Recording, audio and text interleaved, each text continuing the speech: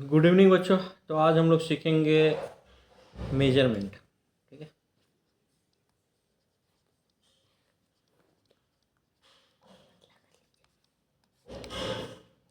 तो मेजरमेंट क्यों ज़रूरी है, सबसे पहले तो ये जानना है। अब मान लो कि एक कोई बच्चा है,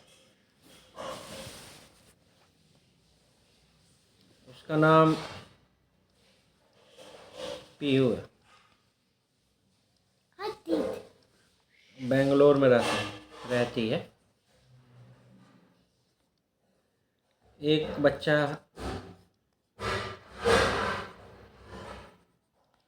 हर्षित है, ये भोपाल में रहता है। ठीक है। अब मान लो कि ये बच्चा गया बाज़ार से आलू लाने। क्या लाने? आलू।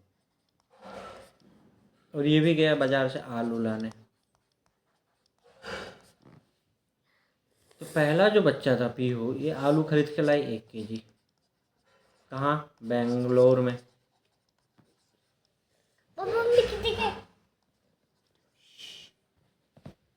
दूसरा जो बच्चा था हर्षित, ये भी 1 kg आलू लेके आया भोपाल में।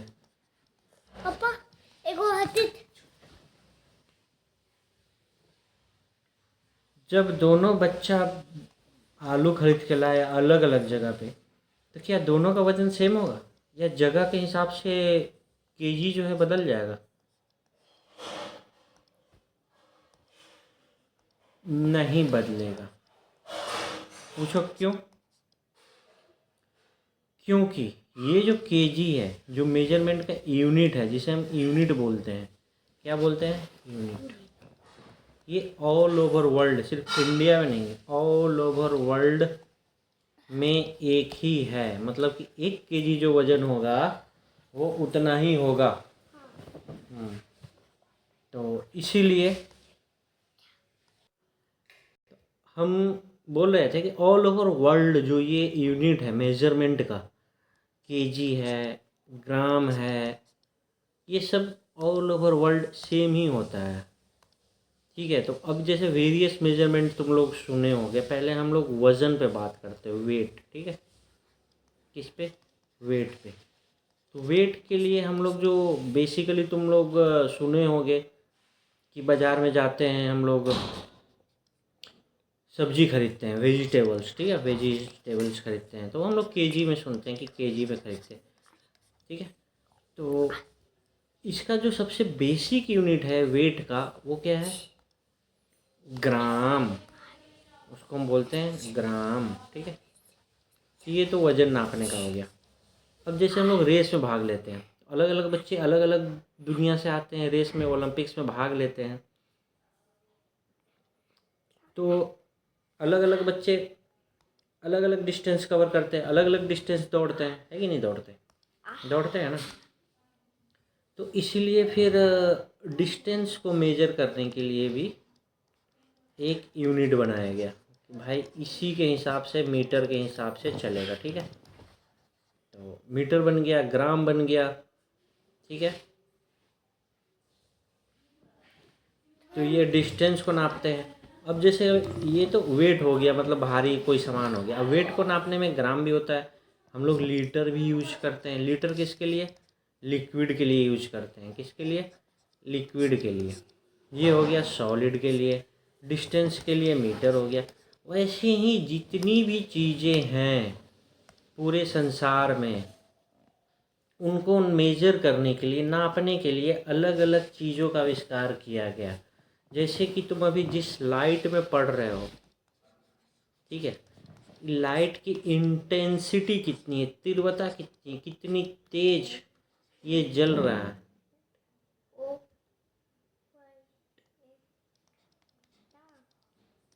एक सेकंड, इंटेंसिटी। बोलने के चक्कर में स्पेलिंग गलत हो जाता है। इंटेंसिटी। ठीक है। इसको नापने के लिए भी एक यूनिट आ गया, कैंडेला, जो कि बहुत दिन बाद तुम लोग पढ़ोगे 9th 10th में। अभी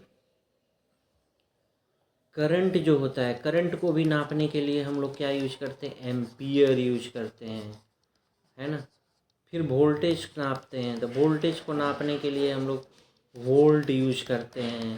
वैसे रेजिस्टेंस हो गया, हर चीज़ को हम लोग नापते हैं, और हर चीज़ को नापने के लिए हमारे पास क्या है, एक यूनिट है। क्या है हमारे पास, एक यूनिट है। यही यूनिट होता है जो हम लोग बोलते हैं, जैसे कैंडेला, इंटेंसिटी को एम्पियर, करंट को, वोल्टेज को वोल्ट से नापते हैं। तो हर चीज़ को नापने के लिए एक कोई ना कोई फिक्स चीज़ तो होनी चाहिए।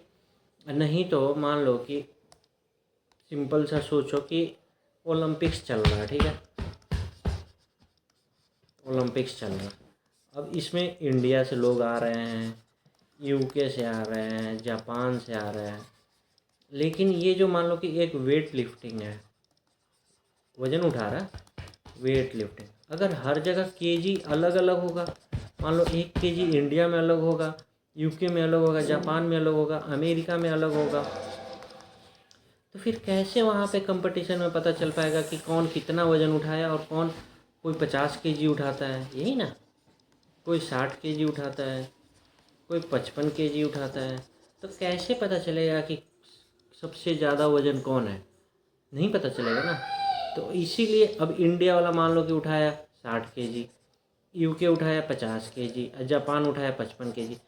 अब इंडिया वाला बोलेगा कि नहीं, केजी हमारा ज़्यादा है, यूके वाला बोलेगा नहीं हमारा कम है, जापान बोलेगा नहीं हमारा केजी इतना का होता है। तो एम्बिग्यूटी हो जाएगी ना पूरी दुनिया में, देश में। इसलिए क्या किया गया है कि पूरा वर्ल्ड मिल कर के एक मेजरमेंट सिस्टम बनाया है, ताकि हम किसी भी चीज़ को ऐसे मेजर करें ताकि उसका वैल्यू ऑल ओवर वर्ल्ड बिल्कुल भी सेम रहे, बदले नहीं।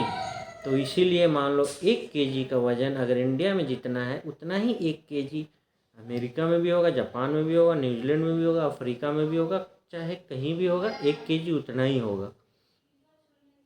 1 लीटर भी उतना ही होगा, 1 मीटर भी उतना ही होगा, एकदम फिक्स है, ठीक है। अब अभी तक हमने सोचा कि मेजरमेंट सिस्टम की आवश्यकता क्यों पड़ी, जब पड़ गई, अब ठीक है, अब हर चीज़ को एक ही चीज़ से तो नहीं नाप सकते ना। अब जैसे कि हमें दूध चाहिए, है ना, हमें दूध चाहिए, तो हम बोलेंगे, क्या बोलेंगे, 1 लीटर दूध हमको दे दो, 1 लीटर दूध मिल जाएगा, या ½ लीटर दे दो, ठीक है। वैसे ही मान लो कि हमको सब्जी खरीदना है, सॉलिड चीज़, या कुछ भी, मान लो चीनी खरीदना है, शुगर या आटा गेहूँ कुछ भी, तो जो भी सॉलिड चीज़ होगा उसको हम लोग बोलेंगे 1 केजी दे दो, ½ केजी दे दो। तो ऐसे सॉलिड चीज़ों के लिए हम केजी बोलेंगे, लिक्विड चीज़ों के लिए लीटर बोलेंगे, डिस्टेंस के लिए हमने पहले क्या बताया, मीटर बोलेंगे, ठीक है, मीटर। तो ऐसे करके अब हम लोग नापते हैं। तो अब तो ये समझ में आ गया कि लिक्विड के लिए लीटर, सॉलिड के लिए केजी, और डिस्टेंस के लिए मीटर हम लोग यूज़ करते हैं। अब जैसे कि मान लो कि आलू खरीदने जाओगे, तो आलू खरीदने जब जाओगे तो ये तो नहीं बोलोगे ना कि मुझे 1 लीटर आलू दे दो, क्योंकि आलू तो ठोस होता है। तो जब ठोस होता है तो उसको हम केजी में बोलेंगे कि 1 किलो दे दो, ½ किलो दे दो, या 1 पाव दे दो, या 100 ग्राम दे दो, ऐसे सुनते होगे, है कि नहीं। अब इसी को हम लोग पहले एक एक करके अलग अलग चीज़ों के हिसाब से सीखेंगे। तो सबसे पहले सबसे इजी चीज़ जो होता है, हम लोग सॉलिड चीज़ों के बारे में सीखते हैं, ठीक है। सॉलिड में जैसे कि अभी वजन करने के लिए हमारे पास क्या है, ग्राम, GRAM, ग्राम, ठीक है। तो ग्राम होता है, अगर हम 1 ग्राम एकदम बहुत कम वजन की चीज़ होती है, मान लो कि 1 ग्राम होगा मुश्किल से 1 इलायची के बराबर होगा, ठीक है। इसको दिमाग में बैठा हुआ, 1 इलायची, ठीक है, लगभग 1 ग्राम होगा। मान लो 100 ग्राम, तो 100 इलायची के बराबर हो जाएगा, है ना। तो या फिर 100 ग्राम ये मान लो कि मुश्किल से, अगर चीनी हम नापेंगे तो 10 चम्मच चीनी, ठीक है। ये हम किस लिए बता रहे हैं? इसलिए बता रहे हैं ताकि तुम लोग दिमाग में ये बैठ सको कि अच्छा 100 ग्राम कितना वज़न होता है। एक टेडी बियर जो होता है 100 ग्राम, छोटा टेडी बियर लगभग 100 ग्राम होता है। उसके बाद 100 से बढ़ के फिर 250 ग्राम आता है। 250 मतलब 100 प्लस 100 प्लस 50 है ना। तो 250 ग्राम का क्या होता है, मतलब हल्का सा वज़न बढ़ जाएगा, थोड़ा और वज़न बढ़ जाएगा। फिर 100 के बाद 500 ग्राम आएगा। जीएम लिखते हैं हम लोग ग्राम को। इस 500 ग्राम मतलब बाद में बताएंगे। फिर उसके बाद 750 ग्राम, है ना। और उसके बाद और इससे बढ़ के क्या हो जाएगा, 1000 ग्राम, ठीक है। तो इसी 1000 ग्राम को हम लोग क्या बोलते हैं। अब ऐसे तो जब भी 1000 की बात आ गई, ठीक है, जब भी 1000 आ गया तो 1000 को हम लोग लिख देते हैं किलोग्राम, ठीक है, केजी। अब समझ में आ गया। जहाँ भी किलो की बात आ गई वहाँ समझ जाना है कि 1000 होता है। तो इस पे अब हम लोग थोड़ा अच्छे से समझते हैं। वेट के बारे में हम बात कर रहे थे। 1 केजी, किलो, किलो मतलब 1000, जी का जी रह गया। 1 किलोग्राम मतलब 1000 ग्राम। वैसे डिस्टेंस नापने के लिए हम लोग किलोमीटर यूज करते हैं, केएम, है ना। 1 किलो, अब किलो हटाएंगे तो क्या हो जाएगा, 1000 मीटर। वैसे 1 लीटर, इसमें क्या होता है, 1000 मिली लीटर होता है। अभी अलग कैसे हो गया, ये मिली को हटाया हमने, ठीक है, मिली को हटाया। अब 1 ml, अब थोड़ा देखो इसके बारे में तो ग्राम के बारे में पहले समझ लेते हैं थोड़ा सा, और किलोमीटर भी समझ में आ जाएगा। वजन वाला तो समझ में आ गया। अब जैसे कि हम लोग बाज़ार दे जाते हैं, हम लोग को मिर्ची चाहिए, तो मिर्ची तो थोड़ा सा ही चाहिए होता है, तो हम लोग बोलते हैं 100 ग्राम दे दो भाई। मतलब कि 1 किलो का 10वां भाग, मतलब कि 1 किलो जो सामान है उसको 10 अलग अलग जगह में बांट दो, 4 5 6 7 8 9 10।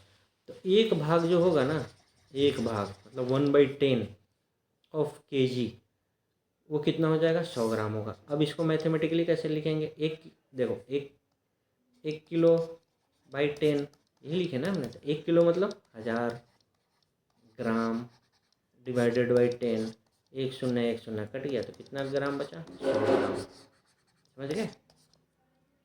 तो 100 ग्राम मतलब 1 किलो का 10वां भाग 100 ग्राम हो गया। अब हम लोग नहीं, मतलब ऐसे गाँव में जाओगे तो बोलेगे 1 पाव दे दो। पाव मतलब क्या होता है, 1 पाव दे दो। 1 पाव मतलब होता है 250 ग्राम। अच्छा, 250 ग्राम मतलब कितना हो गया, ये एक 100 ग्राम का हम बोरी बनाते हैं। तो 250 ग्राम मतलब 100 ग्राम ये, 100 ग्राम ये, और 50 ग्राम यहाँ से ले लेंगे, ठीक है, यही ना। तो मतलब कि 250 ग्राम ये हो गया। अगर हम इसको 4 से मल्टीप्लाई करते हैं तो 1000 आ जाता है, 1000 ग्राम, है ना। मतलब कि 1 किलो, मतलब कि 1 किलो का 1/4 भाग कितना होता है, 1 पाव, 1 पौवा। लोग बोलते हैं 1 पौवा दे दो, तो उसी को बोलते हैं 250 ग्राम, 1 पाव। अब लोग बोलते हैं, सब नोट करते रहना, 500 ग्राम, ठीक है, 500 ग्राम। अगर हम इसको 2 से मल्टीप्लाई करते हैं तो ये कितना हो जाएगा, 1000 ग्राम, है ना। मतलब कि 1 किलो, मतलब कि अगर 1 किलो का हम अगर 10 बोरी बना लिए, ठीक है, 100 ग्राम का 10 बोरी बना लिए, फिर ये जो आधा पोर्शन होगा, ये जो आधा पोर्शन होगा ये क्या हो जाएगा, आधा किलो, और ये आधा मिला के हो जाएगा आधा किलो। तो आधा किलो मतलब क्या हो गया, 500 ग्राम, ठीक है। इसको हम हाफ के जी भी लिख सकते हैं। ओके, हाफ के जी मतलब 1000/2, ये कट जाएगा तो 500 ग्राम आ गया ना वही चीज़। तो हम इसको आधा किलो बोलते हैं, मतलब 1 किलो का आधा, तो वो आधा किलो हो गया। वैसे अब आधा किलो का एक चीज़ और भी हम लिख सकते हैं। क्या लिख सकते हैं वो देखो, आधा किलो जो है इसको हम लोग लिख सकते हैं 250 ग्राम प्लस 250 ग्राम, मतलब कि अब 250 ग्राम को क्या बोलते हैं, 1 पाव, प्लस ये भी 1 पाव। ये पाव तुम लोगों को कहीं सुनने को नहीं मिलेगा, ठीक है। ये पाव बिहार उहार में चलता है, मतलब 2 पाव, ठीक है। 2 पौवा दे दो, नहीं कि नहीं बोलते गाँव में 2 पौवा दे दो, मतलब कि आधा किलो, मतलब कि 500 ग्राम दे दो, ठीक है। वैसे 3 पाव बोल देगा, पाव पे हम बाद में आएंगे। तो 250 ग्राम प्लस 250 ग्राम प्लस 250 ग्राम, ये कितना हो जाएगा 750 ग्राम, मतलब कि 3 पाव हो गया। चार, अब आते हैं 4 पाव। 4 पाव मतलब 250, फिर 250, फिर 250 और फिर 250, कितना हो गया 250 250 250, मतलब कि 1000, ठीक है, इक्वल टू 1 kg। मतलब 1 किलो में 4 पाव होता है। 4 पाव मतलब 4 बार 250 250 ग्राम का सामान अगर हम लेते हैं तो 1 किलो बन जाता है। अब इतनी कहानी जो लंबी बनी, क्यों बनी, इसलिए बनी कि चीज़ों को अच्छे से समझा जाए। अब आते हैं समझने के दौड़ में। तो अभी हमने क्या बोला, 1000 kg, 1000 ग्राम, ठीक है, इक्वल टू 1 kg। अब इसको देखो, हम इसको 2 भागों में बांटते हैं, 500 ग्राम, फिर इसको एक और भाग में बांट देते हैं, 500 ग्राम हो गया ना, 500 500 1000 ग्राम। फिर इसको हम 2 भागों में बांटते हैं, एक हो गया 250 ग्राम, एक हो गया 250 ग्राम, इसको भी हम बांट देते हैं। ये सब दिमाग में एनी टाइम घूमते रहना चाहिए, ये सब याद करने वाला चीज़ नहीं है। अब 250 250 250 चारों मिला के 1000 ग्राम हो गया, मतलब कि ये 4 भागों में बट गया। कौन 4 भागों में बट गया, 1000। 1000 कितने भागों में बट गया, 4 भागों में, मतलब कि ये 1/4 हो गया, 1/4 kg। ये भी 1/4 kg, ये भी 1/4 kg, और ये भी 1/4 ही kg रहा। ये कितना हो गया, ½ kg, ये भी हो गया ½ kg, और ये 1 kg। तो अगर हम kg में लिखेंगे तो 2 भागों में कैसे बांटेंगे, ½ kg। फिर ½ kg को 2 भागों में बांट दिए तो 1/2/2, 1/4 1/4, ये भी 1/4 1/4, समझ में आ गया। तो 1/4 मतलब कि ये, अब इसी को तो हम बोलते थे 1 पाव 1 पाव 1 पाव 1 पाव। 1 पाव मतलब 250 ग्राम, 2 पाव मतलब 500 ग्राम, 3 पाव मतलब 750 ग्राम, 4 पाव मतलब 1 किलो। तो इस हिसाब से हम देखें, यहाँ से हम लोग को वजन का मतलब का एक चीज़ समझ में आ गया कि जो 1000 जो ग्राम होता है उसमें 1 किलोग्राम होता है। वैसे ही मीटर, अब मीटर की कहानी, किलोग्राम के बारे में तो वेट के बारे में अच्छे से बता दिए। अब थोड़ा डिस्टेंस का भी देख लो।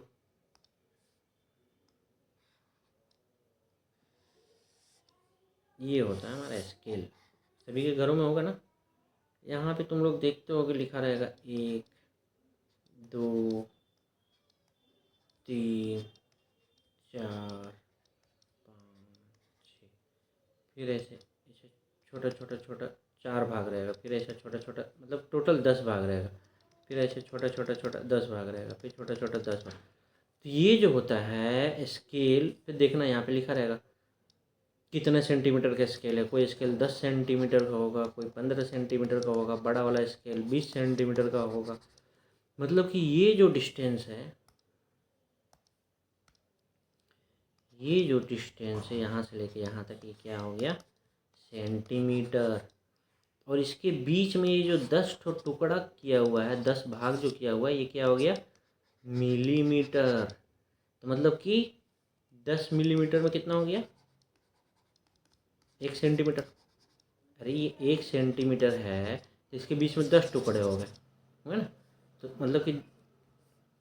मतलब कि 10 मिलीमीटर में 1 सेंटीमीटर हो गया।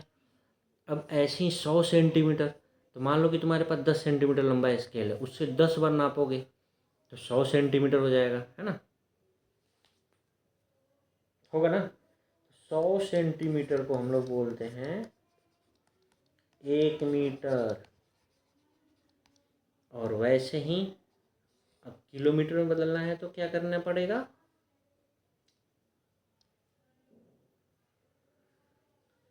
थोड़ा सा जगह बना लेते हैं और पेन भी बदल लेते हैं, क्योंकि अब बात आ गई किलोमीटर, जो कि बहुत दूर होता है।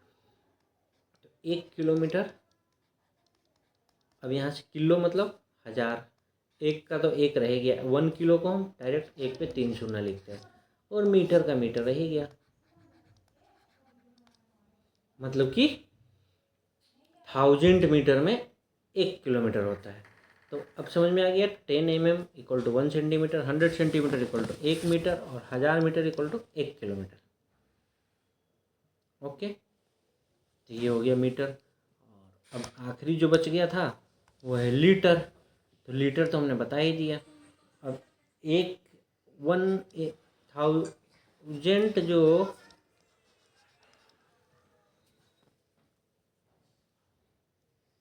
ml होता है, हर्षित तो पिटा रहा था, 1000 जो ml होता है, ml मतलब मिली लीटर, ठीक है? इसी को हम बोलते हैं 1 लीटर। 1 लीटर कितना होता है? 1 बोतल पानी जो होता है ना, 1 बोतल। या फिर तेल वेल खरीदने जाते हो, एक बोतल में रहता है, इतना बड़ा बोतल में एक रहता है तेल, ऐसे भरा हुआ रहता है। या घर में जो फ्रिज में बोतल रहते हैं ना, फ्रिज बोतल, वो 1 लीटर होता है, ठीक है? एक फ्रिज का बोतल 1 लीटर पानी होता है। अब 1 ml कितना होता है? बहुत दिमाग में चल रहा होगा यार, 1 ml कितना होता है? तो जो छोटा बेबी होता है ना, उसको हम ड्रॉप से दूध वो पिलाते हैं, दवाई पिलाते हैं, ऐसा करके ड्रॉप रहता है इसमें से। बस इसमें जितना सामान हटेगा वो 1 ml। अब इसी को 1000 बार, 1000 टाइम्स अगर एक बोतल में तुम जमा करोगे, ऐसे मतलब बोतल में ऐसे डालते रहो डालते रहो डालते रहो, तो इतना भर जाएगा ये। और 1000 बार डाले तो इसीलिए ये हो जाएगा 1 लीटर, ठीक है? तो अब समझ में आ गया, मिली लीटर से लीटर जाने के लिए 1000 चाहिए। अब जैसे कि बहुत सारे और भी चीज़ें हैं, डेका ये वो, तो वो सब बाद की चीज़ें हैं। पहले इतना चीज़ समझ में आना चाहिए कि मिली लीटर, लीटर लिक्विड को नापने के लिए लीटर, डिस्टेंस को नापने के लिए मीटर, और सॉलिड को नापने के लिए केजी होता है। सॉलिड को नापने के लिए ग्राम से किलोग्राम में कैसे जाते हैं, तो जहाँ किलो आ गया मतलब 1000, वैसे ही मीटर से किलोमीटर, है ना? और मिलीलीटर से लीटर, मतलब कि लीटर, किलोमीटर और केजी, ये तीनों चीज़ें अच्छे से क्लियर होनी चाहिए। बाद में और इसके बारे में मेजरमेंट पढ़ाया जाएगा। आज के बाद घर में जितने भी सामान हैं, बोटल्स आते हैं या फिर तेल आता है, उस पर देखना, हमेशा पढ़ने की कोशिश करना। या कुरकुरे का पैकेट रहेगा, उस रेपर्स पे पढ़ने का कोशिश करना कितनी ग्राम का है वो। कुरकुरे रहेगा तो ग्राम में रहेगा, लिक्विड रहेगा तो लीटर में रहेगा, ठीक है? और डिस्टेंस तो हमेशा तुमको स्केल के माध्यम से ही समझना पड़ेगा। Okay, bye.